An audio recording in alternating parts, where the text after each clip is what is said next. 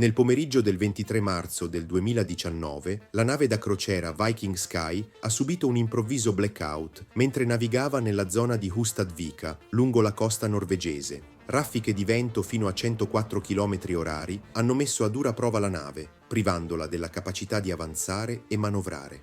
Con oltre 1300 persone a bordo, la Viking Sky si è pericolosamente avvicinata agli scogli, rischiando di trasformare un'escursione di lusso in una delle peggiori tragedie marittime della storia recente. Costruita dai cantieri italiani Fincantieri, era entrata in servizio nel gennaio del 2017 come parte della classe Viking Star, un gruppo di navi da crociera di lusso. A bordo c'erano 915 passeggeri e 459 membri dell'equipaggio, per un totale di 1374 persone. La Viking Sky era di proprietà della Viking Ocean Cruises e la sua gestione tecnica era affidata alla Wilhelmsen Ship Management. Registrata in Norvegia e battente bandiera norvegese, era soggetta alla supervisione della Norwegian Maritime Authority, responsabile della sicurezza e della protezione ambientale delle navi immatricolate nel paese. Il 14 marzo del 2019 la MV Viking Sky partì da Bergen per una crociera dedicata all'osservazione dell'aurora boreale, con scali previsti in diverse città, tra cui Alta, Tromsø, Bodø e Stavanger.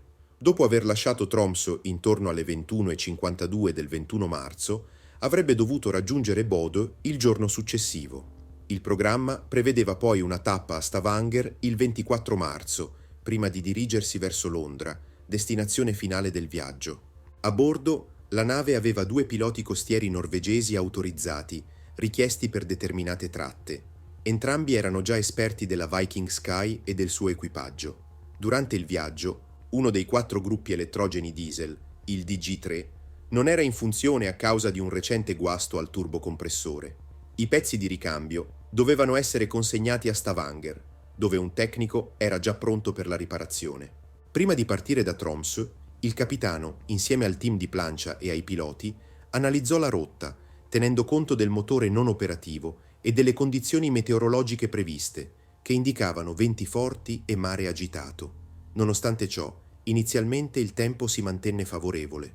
Tuttavia, all'1:11, mentre la nave passava nei pressi di un'isola, scattò un allarme per un basso livello di olio lubrificante nel DG2. Il problema fu rapidamente affrontato e il viaggio proseguì senza ulteriori inconvenienti. Una volta giunti a Bodø, il capitano, preoccupato per il peggioramento delle condizioni meteo e le difficoltà di manovra in porto, decise di saltare lo scalo e dirigersi direttamente a Stavanger, informando i passeggeri del cambio di programma.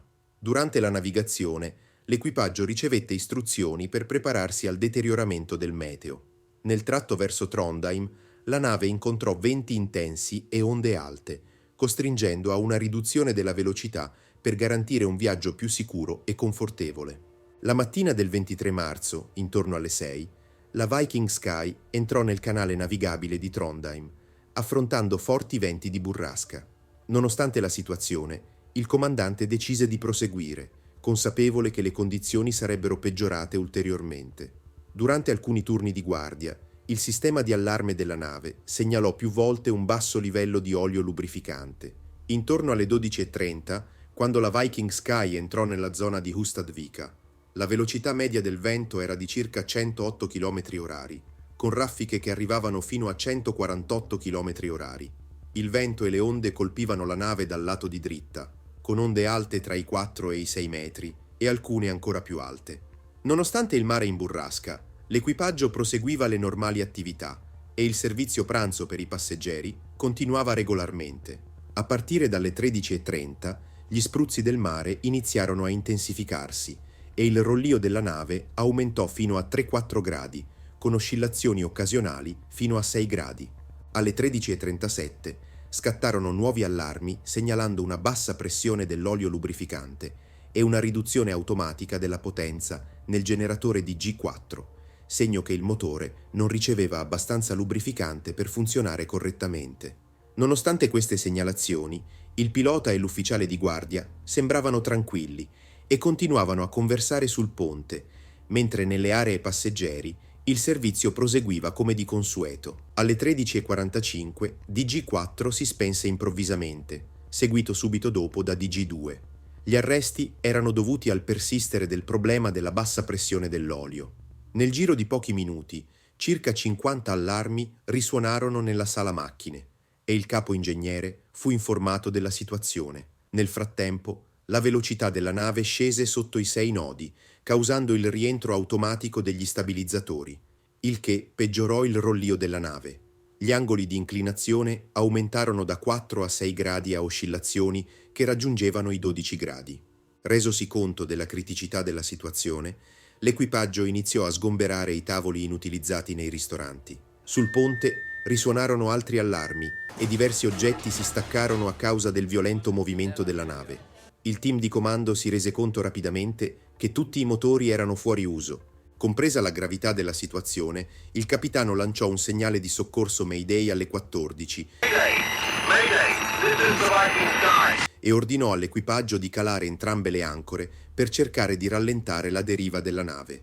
Ma le ancore non riuscirono a tenere e la nave continuò a muoversi verso la costa, a una velocità di circa 7 km orari. Il vento continuava a soffiare con una media di 86 km orari e raffiche fino a 126 km orari, mentre il Joint Rescue Coordination Center avviava le operazioni di soccorso. Nel frattempo, la nave subiva violenti movimenti di rollio che arrivavano a 14 gradi. Tornati in sala macchine, gli ingegneri cercarono di riavviare i generatori diesel, ma senza successo. I primi tentativi di riavvio e connessione al quadro elettrico fallirono perché non vennero eseguiti nella corretta sequenza. Alle 14:13 venne attivato l'allarme generale e passeggeri ed equipaggio iniziarono a radunarsi nelle aree di emergenza. Alle 14:22 DG2 fu finalmente riavviato e collegato al quadro elettrico principale, ma la nave era ormai pericolosamente vicina a secche e rocce. 5 minuti dopo andò alla deriva su una roccia segnalata a una profondità di 10 metri, mentre il pescaggio della nave era di circa 6,5 metri. Alle 14:31 il motore di propulsione di sinistra venne attivato e alle 14:37 entrambi i motori erano in funzione. Con il rischio imminente di uno schianto, il capitano ordinò al capo ingegnere di assumere il controllo manuale dei motori per evitare ulteriori spegnimenti dovuti al mare grosso. Sul ponte, l'energia elettrica venne ripristinata per illuminazione e comunicazioni. Il capitano avvertì i passeggeri di evitare gli ascensori e li informò della possibilità di evacuazione in elicottero.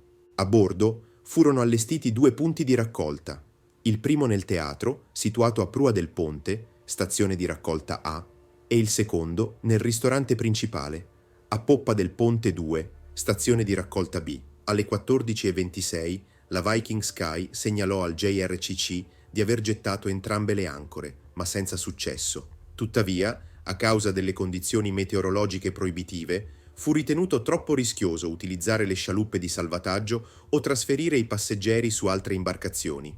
Si decise quindi di procedere esclusivamente con l'evacuazione aerea.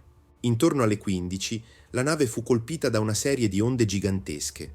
Una di queste sfondò una porta sul lato di dritta, aprendo un varco sul ponte di imbarco esterno e ferendo diversi passeggeri. L'acqua gelida si riversò in una delle stazioni di raccolta, causando ulteriore panico e rendendo necessaria la ricollocazione dei passeggeri in zone più sicure. Gli elicotteri avrebbero dovuto prelevare i passeggeri dal lato sinistro del ponte 8, ma il maltempo e i violenti movimenti della nave resero l'operazione troppo pericolosa. Alla fine, 6 elicotteri di soccorso vennero impiegati per l'evacuazione. Gli elicotteri facevano la spola tra la Viking Sky e un centro di accoglienza sulla terraferma. Alle 21, finalmente tutti i motori della Viking Sky erano tornati operativi e la nave si trovava in acque più sicure. E alle 9:15 l'evacuazione in elicottero venne interrotta. In totale, 460 passeggeri furono evacuati durante la notte. La Viking Sky si diresse quindi verso Molde, dove arrivò intorno alle 16:25 del 24 marzo. L'autorità norvegese per la sicurezza delle navi registrò 19 feriti tra i passeggeri. I resoconti dei testimoni e i filmati delle telecamere di sorveglianza indicano che la maggior parte dei danni alla nave e agli interni si verificò durante o subito dopo il blackout. I resoconti dei testimoni e le riprese delle telecamere di sorveglianza mostrarono danni considerevoli nell'area del ristorante, soprattutto dopo che la porta sul ponte esterno venne divelta. Inoltre, il crollo delle piastre del soffitto e i mobili non fissati causarono ulteriori danni in diverse parti della nave. Al momento dell'incidente, le carte nautiche elettroniche non includevano avvisi specifici sulle onde pericolose a Hustadvika, ma vennero aggiornate in seguito. Nonostante le condizioni proibitive, la MV Viking Sky seguì la rotta principale attraverso Hustadvika il giorno dell'incidente. Alla fine, l'origine del blackout sulla MV Viking Sky fu attribuita a un'insufficienza di olio nei serbatoi di lubrificazione di tutti i generatori diesel funzionanti. L'indagine rivelò inoltre gravi problemi nella gestione della nave. Fu una situazione estremamente critica, poiché il sistema di controllo della nave era complesso e richiedeva che le procedure di riavvio venissero eseguite in un ordine preciso. Quando la MV Viking Sky lasciò Tromsø il 21 marzo del 2019, uno dei suoi 4 generatori diesel non era funzionante. Questo significava che, in caso di problemi, non vi sarebbe stato alcun generatore di riserva, una violazione diretta delle normative di sicurezza marittima. Di conseguenza, la nave non avrebbe dovuto salpare da Tromsø in quelle condizioni. Alla luce di tutto ciò, si può dire che tutti i soggetti coinvolti furono incredibilmente fortunati. Se le cose fossero andate appena diversamente, avremmo potuto assistere a una tragedia dalle proporzioni colossali, con un numero di vittime tale da far passare questo incidente alla storia come il Titanic del XXI secolo. Grazie di aver visto questo video. Ti ricordo che i video del nostro canale Incredibili Eventi escono ogni mercoledì e venerdì alle ore 15. Iscriviti al nostro canale per non perderti le nuove uscite. Grazie e a presto.